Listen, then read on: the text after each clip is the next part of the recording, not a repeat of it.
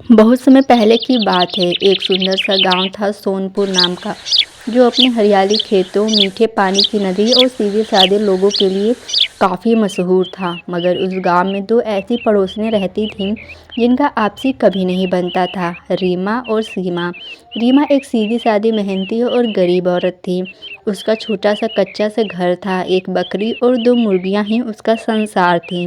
रीमा दूसरों के खेतों में काम करती, झाड़ू पोछा करती और जो थोड़ा बहुत मिलता उसी में खुश रहती।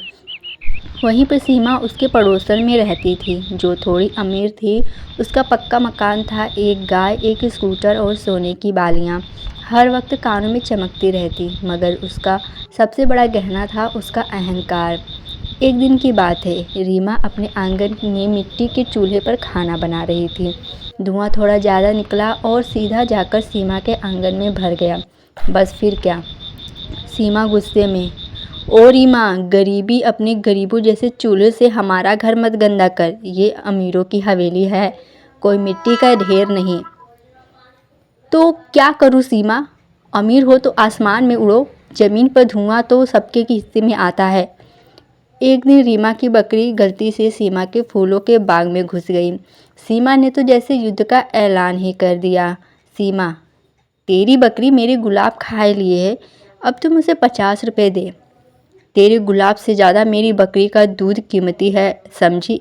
ऐसे करते करते नोकझोंक उनमें होती रहती और ये बात सरपंच तक पहुंच जाती है। दोनों औरतें के झगड़े इतने बढ़ गए कि फिर वहां पे पंचायत बुलानी पड़ती है। सरपंच जी ने दोनों को बुलाकर पूछा, क्या तुम दोनों पड़ोसी होकर भी दुश्मन बनी रहोगी? सीमा, जब तक ये गरीबी मेरे पास है चैन नहीं, और जब तक ये घमंडी मेरे पास है गांव में अमन नहीं। एक दिन ऐसी सीमा का बेटा तेज बुखार में तप रहा था। डॉक्टर बहुत दूर था और स्कूटर भी खराब पड़ा था। उस समय मदद के लिए सिर्फ एक ही इंसान आगे आई, रीमा। गरीबी वो अपने सिर पर बच्चे को उठाकर झोली में रखती है और 3 किलोमीटर पैदल चलकर डॉक्टर के पास ले जाती है। बेटा ठीक हो जाता है। सीमा की आंखों में आंसू थे। सीमा, तू तो गरीब है रीमा, पर दिल से अमीर निकली।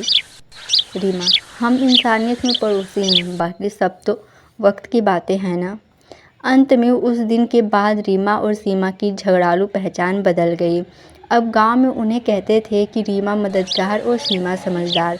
दोनों साथ मिलकर एक सिलाई केंद्र खोलती हैं और गांव की औरतों को आत्मनिर्भरता बनाना सिखाती हैं। असली अमीरी दिल से होती है और गरीबी तक होती है जब तक मन छोटा हो।